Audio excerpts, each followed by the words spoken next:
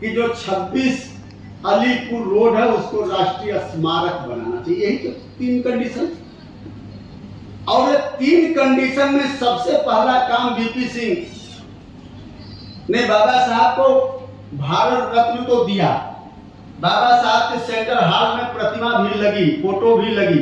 प्रतिमा तो कैंपस में लगी हुई थी पार्लियामेंट के, लेकिन सेंट्रल हॉल में भी तस्वीर लगी। लेकिन मंडल आयोग की रिपोर्ट के लिए वो आनाकानी करना शुरू कर। उस समय उनके जो और लोग थे जो समर्थन दे रहे थे, वो नहीं चाहते थे कि मंडल आयोग की रिपोर्ट लागू, आनाकानी करना शुरू कर दिया। उस समय आंदोलन चलाया मानव से, और उस समय ये आंदोलन पूरे देश में चला।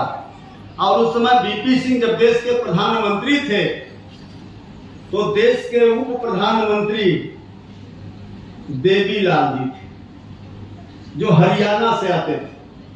देवीलाल को लोग ताऊ ताऊ कहा करते थे। माननीय कांशीराम साहब भी बोलते थे ताऊ उधर कब बैठा इधर आ। साहब की तो स्टाइल ही बड़ी अलग होती थी।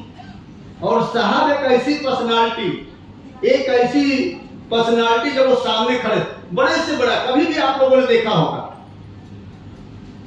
देखा होगा कि साहब के सामने आने के बाद चाहे जितनी बड़ी पर्सनालिटी हो, वो बौना साबित हो जाता, छोटा साबित हो जाता।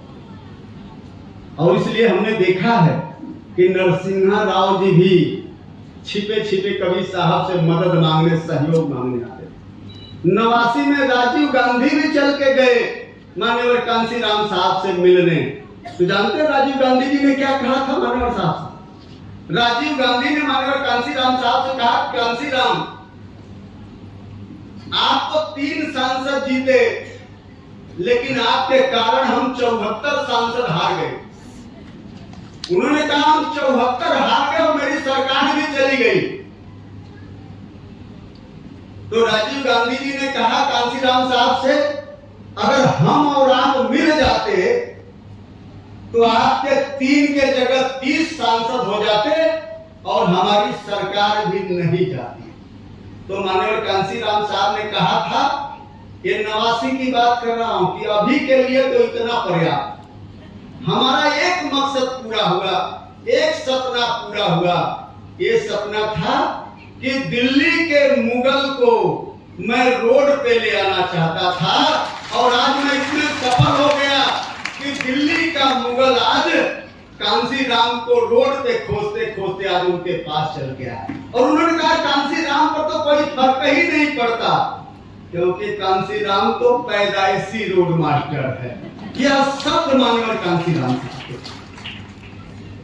और वो गुस्सा कहां से था? आप लोगों को जानकारी है, जब कर्मचारी मिलता है तो कहता साहब बाम से को क्या रजिस्टर्ड करा देना चाहिए। और आपको जानकारी है कि 1964 के नौकरी से रिजाइन करने के बाद माननीय कांशीराम साहब ने पूरा टाइम ही पढ़े लिखे अधिकारी कर्मचारियों को तैयार करने में लगाया। और जब उनको तैयार करके उन्होंने कहा मेरे बाजू तैयार हो गए, मेरे हैंड्स तैयार हो गए, अब हम समाज को तैयार करके हम आंदोलन को आगे बढ़ा सकते हैं। तो आपको याद होगा यही राजीव गांधी और अर्जुन सिंह मध्य प्रदेश के सीएम हुआ करते थे। मान्यवर साहब के लेफ्ट और राइट दोनों हैंडों को खरीदा, चंद रुपए में खरीदा, थोड़ा सा प्रलोभन में खरीदा, और पूरा पढ़े लिखे अधिकारियों को, कर्मचारियों को जिनको तैयार किया था, जिनको हम बाम सेफ कहते हैं, बाम सेफ को खरीदा, तोड़ा। और माननीय कांशीराम साहब के आंदोलन को रोकने के लिए इतना बड़ा चाल चली। और वह गुस्सा था मान्यवर साहब ने, और मान्यवर साहब ने शपथ खाई थी कि हम अर्जुन सिंह को दोबारा सीएम नहीं बनने देंगे। और हुआ क्या कि जब वही अर्जुन सिंह सतना से चुनाव लड़ते हैं लोकसभा का, वहीं पे वीरेंद्र कुमार सकलेचा, दोनों पूर्व सीएम थे, दोनों पूर्व सीएम मध्य प्रदेश की सतना सीट से जब चुनाव लड़ते हैं, तो उस समय एक माली समाज के लड़के को एक काछी, कुशवाहा और सैनी समाज के लड़के को हमारी तरफ बहुत नाम होते हैं, कहीं माली बोलते हैं, कहीं साक्य बोलते हैं, कहीं कुशवाहा बोलते हैं, कहीं सैनी बोलते हैं, ये तमाम नाम और है।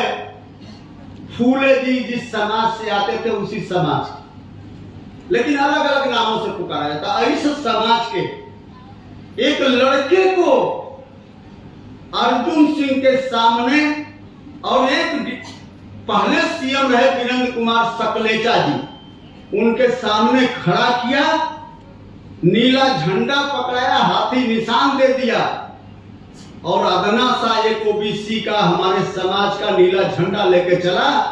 तो अर्जुन सिंह और वीरेंद्र कुमार सकलेचा जो पूर्व सीएम रहे मध्य प्रदेश के, उनको बुरी तरह पराजित करते हुए लोकसभा की सीट बहुजन समाज पार्टी जीती।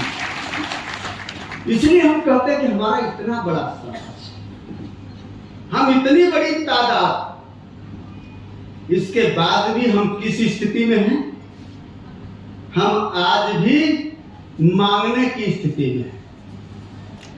हमने कहा, हमने हमारे समाज के तमाम लोग, आपके महाराष्ट्र में बहुत लोग, हम तो राज्यसभा में तो आपके यहाँ जो बाबा साहब के सबसे बड़े राइट हैंड हुआ करते थे, आरपीआई और पीआई की अगर बात करें तो उनके लोग भी मिनिस्टर। और यहाँ स्थिति ये होती है कि जब वहां वो बोलने के लिए खड़े होते हैं, अब उनके विषय में मुझे बहुत कुछ नहीं कहना है, कि वहां फिर अपने को भी लगता है कि एक समाज का व्यक्ति बोल रहा है, तो कहीं न कहीं जो भाषा शैली होती है, वो भाषा शैली पे हमें क्या कहना। लेकिन मैं ये कहना चाहता हूँ, मुझे उससे कोई लेना नहीं, लेकिन जो लेफ्ट और राइट लोग आज अपने मिनिस्टर के बनने के लिए, आमदार खासदार बनने के लिए आज कहाँ फिट बैठे हैं? जो लोग आपको देखना पसंद नहीं करते, बीजेपी और कांग्रेस के नीचे फिट हुए बैठे। हमने कहा, माननीय कांसी राम साहब और माननीय बहन जी, देश की सबसे बड़ी कुर्सी क्या? राष्ट्रपति की ही तो कुर्सी है। माननीय साहब ने तो पार्लियामेंट में बोला कि वाजपेयी जी हमारे पास चल के आए और उन्होंने कहा कि हम कांसी राम साहब को देश का राष्ट्रपति बनाना चाहते हैं। साहब के सामने राष्ट्रपति का भी ऑफर था, लेकिन साहब ने उसका भी ऑफर ठुकरा दिया, और ये ऑफर तो माननीय बहन जी को भी मिल चुका। लेकिन बहन जी ने कहा कि मेरी भी जिंदगी मेरे समाज के लिए है, इसलिए मुझे राष्ट्रपति नहीं बनना। अगर मुझे कुछ बनना है तो हमें इस लायक बनना है कि अपने समाज को हक, अधिकार, मान और सम्मान देना। आप लोगों ने एक बार न्यूज भी सुना होगा, मैं उस समय बहन जी के साथ बैठा जाके, मैंने कहा बहन जी एक न्यूज चल रही है, जब उन्होंने राज्यसभा से रिजाइन किया था तो एक न्यूज चल रही थी कि लालू प्रसाद यादव ने कहा, बहन जी, हम लोग तो बहन जी कहते हो, नाम से छपा, तो मैंने कहा बहन जी उसमें एक छपा है कि हम मायावती को अपने प्रदेश से राज्यसभा भेजना चाहते हैं। ये न्यूज चली थी, टीवी पर भी चली थी, पेपर में। बहन जी ने मुझसे कहा, तू पागल है? मैं इतने बड़े समाज की नेता हूं, मेरा समाज जहां चाहेगा मैं वहां बैठूंगी, मैं किसी के मेहरबानी से, किसी के दया पे किसी हाउस का मेंबर नहीं बन सकता। मैंने कहा ये है स्वाभिमान। इसलिए आप लोगों से मैं अपील करने आया, मैं भी आपके परिवार का साथी। हम बार बार कहते हैं, हम कोई पॉलिटिकल फैमिली से है ही नहीं, हम लोग तो उस फैमिली से हैं। हम तो पिछली बार भी नागपुर में बताए थे कि 200 रुपए का गेहूं और चावल बेचते थे तो हॉस्टल 1 महीने पढ़ने के लिए जाते थे। और ये भी बताया था कि हमारे बनारस और इलाहाबाद यूनिवर्सिटी में हम लोग जब पढ़ते थे तो वहां दाल फ्री मिलती थी, रोटी के पैसे मिलने लगते थे। 25 पैसे की रोटी आती थी और दाल फ्री होती थी, तो पैसे 1 रुपए में 4 रोटी खा लिए और 4-5 प्लेट फ्री वाली दाल पी के हमने लोगों ने शिक्षा में या बनारस में शिक्षा प्राप्त किया। इस परिवार से हम कोई राजनीति का विद्वान थोड़ा नहीं, राजनीति का कोई पंडित थोड़ा नहीं, हम भी तो आपके भाई हैं। लेकिन हम और आप थोड़ा सा पॉजिटिव सोच लें, थोड़ा सा स्वार्थ को अलग कर दें, थोड़ा सा ईगो को हटा दें, तो हमें लगता है इस महापुरुषों का आंदोलन आराम से साकार हो सकता है। और हम उस महापुरुष, उस नेता के तैयार किए गए लोग हैं, जो उसका मैं एक लाइन करके एक वाकया मैं सुना के अपनी बात को खत्म करता हूं, क्योंकि टाइम हो गया आप लोगों को भी। इसके बाद फिर ये सांस्कृतिक कार्यक्रम वाले लोग हैं। अभी जो हमारे वो जो छोटी लड़की थी, इतना टैलेंट था इन लोगों में था, कौन लोग थे हमारे समाज के ही लोग, लेकिन उनको टैलेंट करने के लिए प्लेटफॉर्म नहीं, उनको टैलेंट के लिए प्लेटफॉर्म नहीं, और लोग देना भी नहीं चाहते। अन्यथा हमारे समाज में टैलेंट की कमी नहीं है, लेकिन टैलेंट के लिए हमारे पास प्लेटफॉर्म नहीं है और लोग देना भी नहीं चाहते। मैं एक मान्यवर साहब से रिलेटेड वाकया सुना के, एक कार्यक्रम में मैं था और वो कार्यक्रम में ज्यादा लोग नहीं थे, हम 3-4 लोग थे, और वो कार्यक्रम था नानी बहन जी के लिए। उसमें मंच पे जो बैठे थे, मैं उनका नाम बता दूं, हम अपने कान से सुने, आंख से देखे, इसलिए मैं उसका जिक्र कर दूं। मंच पे बैठे थे वाजपेयी जी, मंच पे बैठे थे, बहन जी सीएम बनी पहली बार, तब की बात नहीं कर रहा। मंच पे बैठे थे वाजपेयी जी, मंच पे बैठे थे, उस समय दिल्ली के मुख्यमंत्री हुआ करते थे मदन लाल खुराना जी, राजस्थान के सीएम थे भैरव सिंह शेखावत जी, ऐसे ऐसे पर्सनालिटी थी, साहब थे, बहन जी थी। मेरा जो पॉइंट है मैं उस पर आना चाहता हूं, बाकी चीजों को मैं चर्चा नहीं, हम 3 लोग थे, बाकी उसमें कोई था नहीं, बाकी लोग तो दूसरी पार्टियों के, हमारी पार्टी के तो 3 लोग। वाजपेयी जी को जो स्पीच करने का मौका मिला, मैं उसको कहना चाहता हूं। वाजपेयी जी जब स्पीच करने के लिए खड़ा हुए, तो वाजपेयी जी की स्पीच क्या थी कि आज का जो कार्यक्रम है, यह कार्यक्रम मायावती जी के स्वागत का कार्यक्रम है। तो स्वागत तो मायावती जी का होना है, लेकिन आज मुझे भी मायावती जी के कारण थोड़ा माला पहनने का या सम्मान पाने का आज मुझे भी मौका मिल गया, तो इसके लिए मैं मायावती जी का आभारी हूं। मैं वाजपेयी जी की केवल 2 लाइन की स्पीच आपको बताना चाहता हूं, क्योंकि आपके पास ये नहीं है, इसलिए कि हम वहां थे उपस्थित। उन्होंने कहा कि मायावती जी की वजह से मुझे भी आज थोड़ा सम्मान मिला, और किस तरह का सम्मान? उन्होंने कहा जैसे किसान अपने गेहूं को पानी देता है, लेकिन गेहूं के साथ जो घास होती है या बथुआ होता है, तो वो पानी तो देता है, खाद तो देता है गेहूं को, लेकिन उसके बहाने थोड़ा पानी और खाद घास को ही मिल जाता है। तो वह मायावती जी के कारण थोड़ा हमें भी सम्मान मिला, इससे मैं मायावती जी का आभारी हूं, ये वाजपेयी जी ने कहा। अब जो मेरा कहने का आशा, अगली लाइन उन्होंने कहा लोग मुझे राजनीति का पंडित मानते हैं, गुरु मानते हैं। और एक किताब लिखी थी, टीवी में भी आई थी, नरसिम्हा राव जी ने, और नरसिम्हा राव जी तो कांग्रेस के अध्यक्ष थे, लेकिन नरसिम्हा राव जी ने कहा था कि हमारा कोई गुरु अगर है तो कौन है? वाजपेयी जी। नरसिम्हा राव ने वाजपेयी जी को अपना गुरु माना, तो किताब रिलीज भी हुई। ये वाजपेयी जी बोल रहे थे कि मुझे लोग राजनीति का पंडित मानते हैं, गुरु मानते हैं। लेकिन अगली लाइन जो थी, जिस पे हम इतना टाइम आपका लगाए, उन्होंने कहा मैं राजनीति का पंडित नहीं हूं, मैं राजनीति का विद्वान नहीं हूं। अगर राजनीति का विद्वान कोई भी है या राजनीति का पंडित मैं किसी को मानता हूं, तो मैं कांसी राम को मानता हूं। यह वाजपेयी जी को कहा।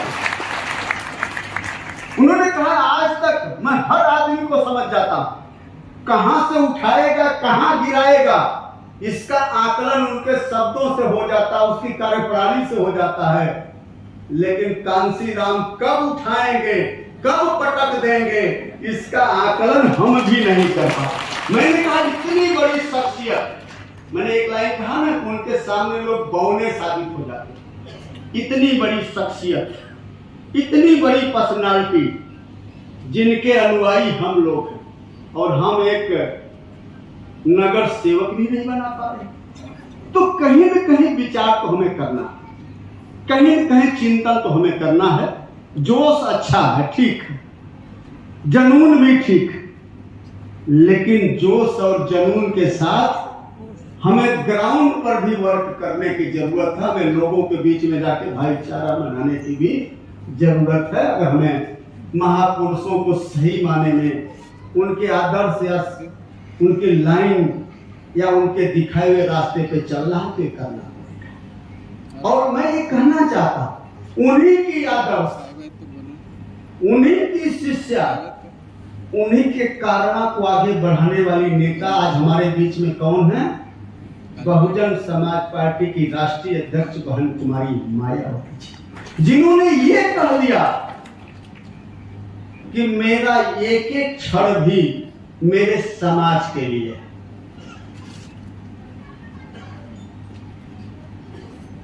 और वह नेता, आज उनको भी, हमने कहा ना, आफर तो उनको भी आ गया, लेकिन उन्होंने अपने समाज के लिए न राज्यसभा जाना स्वीकार किया, न मिनिस्टर बनना स्वीकार किया, न उन्होंने देश का राष्ट्रपति बनना स्वीकार किया। उन्होंने स्वीकार किया कि मैं जब तक जिंदा रहूंगी, इस देश के बहुजन समाज, जिसको दलित, आदिवासी, पिछड़ा या अल्पसंख्यक मुस्लिम समाज के लोगों, उनके सम्मान देंगे, उनके हक अधिकार के लिए संघर्ष करेंगे। इसलिए ऐसे मौके पे, जो आज मौका है जिसमें हमारे इंसान की जिंदगी दिलाने में बहुत बड़ा योगदान महात्मा ज्योतिबा फूले जी का रहा, साहू जी का रहा। आज साहू जी की जयंती है। आज रिजर्वेशन 1902 में मिला, 50% मिला, शिक्षा पे 27% का बजट किया। आज शिक्षा का क्या हाल है आप लोग अच्छी तरह जानते हैं। और सरकारी कॉलेज तो बंद ही हो रहे हैं, प्राइवेट कॉलेज में आप फीस दे नहीं सकते। शिक्षा का बजट 27% उठा के 3% आ गया। आज आने वाला समय कितना बुरा है। आज उस महापुरुष की जयंती, और तमाम सरकारी महकमे को, सरकारी विभाग को केवल रिजर्वेशन खत्म करने के लिए प्राइवेट सेक्टर में दिया जा रहा है। और प्राइवेट सेक्टर में रिजर्वेशन न एससी को है, न एसटी को है, न माइनॉरिटी को, न ओबीसी को। और इसके साथ साथ अभी जो हमारे बच्चे, मुझे एक हॉस्टल में ले गए थे, ये मिस क्लार्क हॉस्टल था जहां माननीय बहन जी भी गई थी, आज मुझे ले गए। और अच्छा काम इन लोगों ने एक किया जो मुझे आज अच्छा लगा, उस हॉस्टल में मैं गया, मेरा सौभाग्य था वहां मैं गया, क्योंकि जहां साहब गए, बहन जी गए, हमारे महापुरुष सब लोग गए, तो वहां आज मैं गया तो मैं भी धन्य हो गया। लेकिन आज सबसे बड़ा काम जो मेरे संगठन के लोगों ने किया कि 2002 में बहन जी और मान्यवर साहब वहां गए थे, और मुझे लगता है उस हॉस्टल की आज जो मैंने दशा देखी, आज भी बहुत अच्छी कंडीशन में नहीं। मैं अभी बात कर रहा था कि हम लोग आमदार खासदार लोग, हम लोगों के पास तो सरकारी फंड भी इतने होते हैं कि आराम से 10-20 लाख रुपए, 50 लाख रुपए दे के बाउंड्री बना सकते हैं, हॉस्टल को ठीक करते हैं। और यहाँ जो समाज के नेता हैं वो भले दूसरे दलों से आमदार खासदार बने हैं, लेकिन वहां हमारे परिवार के बच्चे पढ़ते हैं या हमारे परिवार के बच्चे रुक के शिक्षा प्राप्त करते हैं। तो कम से कम वहां तो थोड़ी सी व्यवस्था ठीक हो, लेकिन व्यवस्था बद से बदतर। खैर वहां माने साहब थे जो वहां देख रहे थे, माने साहब ने हमारा वेलकम किया। मैंने माने साहब को भरोसा दिलाया कि जब यहाँ बहन जी आ चुकी हैं तो कल अगर स्थिति हमारी थोड़ी सी भी पार्टी की अच्छी होगी तो हम कोशिश करेंगे कि इस हॉस्टल को भी एक आदर्श हॉस्टल बनाने का काम करें। तो उस हॉस्टल में भी हम गए।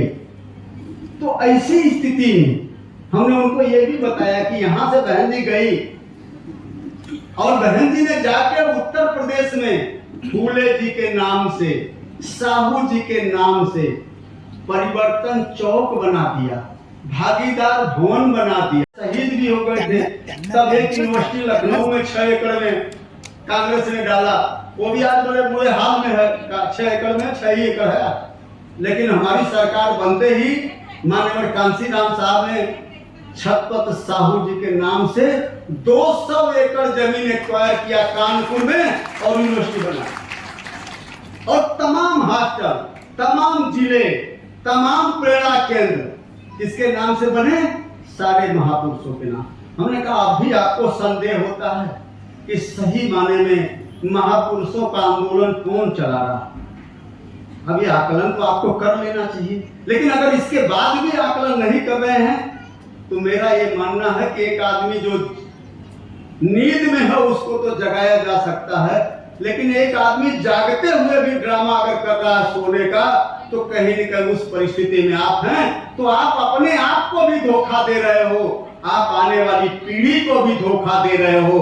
और यही समाज कल आपको क्या कहेगा कि मेरे बाबा तो बड़े लायक थे जिन्होंने संघर्ष करके हमें इस स्थिति में पहुंचाया, मेरे बाप इतना बड़ा नालायक निकला कि मेरे बाबा साहब को भी बेच के खा गया। ये आपके हिस्ट्री में लिखा जाएगा, आपके साथ लिखा जाएगा। इसलिए समय अच्छा नहीं। हमने कहा रिजर्वेशन खत्म, प्राइवेट सेक्टर में जा। और यूपीएससी की तैयारी, क्योंकि आपके महाराष्ट्र के भी बच्चे खूब करते हैं तैयारी, और यूपीएससी में जो आईएएस आईपीएस बनते हैं उनका हाल क्या? यह कांग्रेस सरकार ने ले आई थी, कानून बनाया था लेटरल एंट्री, चोर दरवाजे से आईएएस और आईपीएस बनाना। 100 के लगभग बना दिया बीजेपी। जो क्लर्क भी नहीं बन सकते वो क्या बन गए? सचिव बन गए, सेक्रेटरी बन गए। तो भारत सरकार में 119 सेक्रेटरी होते हैं। भारत सरकार को चलाते कितने लोग हैं? नेता नहीं चलाता, ये सेक्रेटरी चलाता जो आईएएस होता। और उसमें आपके कितने लोग हैं? एससी एसटी की संख्या 3 से 4 है। 119 होते हैं, लेकिन 3 से 4 हैं आपके, और वो भी 119 में कानून को बनाया कांग्रेस ने, लेकिन स्टार्ट कर दिया बीजेपी ने लिटरल एंट्री के माध्यम से। बिना यूपीएससी क्वालिफाई किए हुए भी चोर दरवाजे से सीधा आईएएस बनाने का काम भारतीय जनता पार्टी ने शुरू कर दिया, और 100 के लगभग आईएएस बना दिया। अब कानून वो क्या बनाएंगे? वो तो असंगी है। आरएसएस से राष्ट्र, हिंदू राष्ट्र, गले में हड़िया पीछे झाड़ू, यही तो है हिंदू राष्ट्र। क्या? मंदिर में प्रवेश नहीं, पानी पीना नहीं, भाई यही तो है हिंदू राष्ट्र। और हिंदू राष्ट्र क्या? और वो लोग वहां पहुंच गए हैं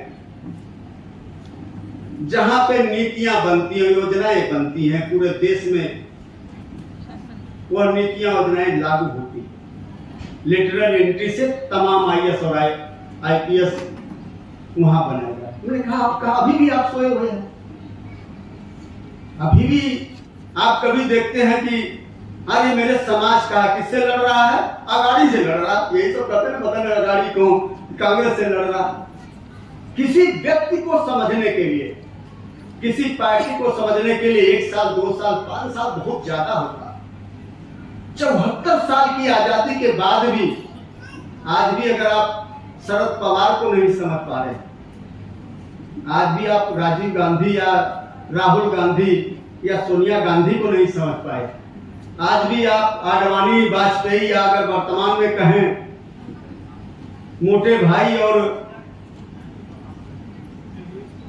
मोदी को नहीं समझ पा रहे हैं, तो इसलिए मैं कहना चाहता हूं कि जुल्म करने वाला तो दोषी होता है, आपके ऊपर अन्याय अत्याचार करने वाला तो दोषी होता है, आपका शोषण करने वाला तो जिम्मेदार है, लेकिन उसको ताकत देने वाले को भी कहीं न कहीं विचार तो करना पड़ेगा, चिंतन तो करना पड़ेगा। इसलिए मैंने कहा 74 साल आजादी के बाद आज भी आप अपने दोस्त और दुश्मन की पहचान नहीं कर पाए। इसलिए मैंने कहा हमारी तरफ एक कहावत है कि जब जागे तभी सवेरा। तो आज भी छत्रपति साहू जी जैसे महापुरुष की जयंती है। अगर आज भी आप लोग दृढ़ निश्चय कर लो कि भैया हमें तो अब इन सबसे कुछ नहीं लेना देना, हमें तो जो फूले साहू अम्बेडकर के मिशन को चला रहा है, आज संकल्प लेते हैं इस जन्मदिन के मौके पे हमें उनको आगे बढ़ाना है। तो क्लियर कट आप कहोगे कि नीला झंडा हाथी निशान और नेता बहन कुमारी मायावती जी। अगर आज भी आप फैसला कर लो तो मैंने कहा जो जब जगे तभी सवेरा, और अगर आज भी ये शुरू कर लें तो मेरा ये मानना है कि छप्पर साहू जी का सही माने में जयंती मनाने का मकसद आज कामयाब हुआ। इन्हीं सब बातों के साथ और ज्यादा समय मैं आपका न लेते हुए, आप लोग दूर दूर से चल के आए, मैं शाम को इधर आ गया था तो मैंने पूछा तो उन्होंने कहा कि कुछ लोग आ गए हैं, तो आप लोग शाम को भी चले आए, कुछ दूर दूर से आए हैं।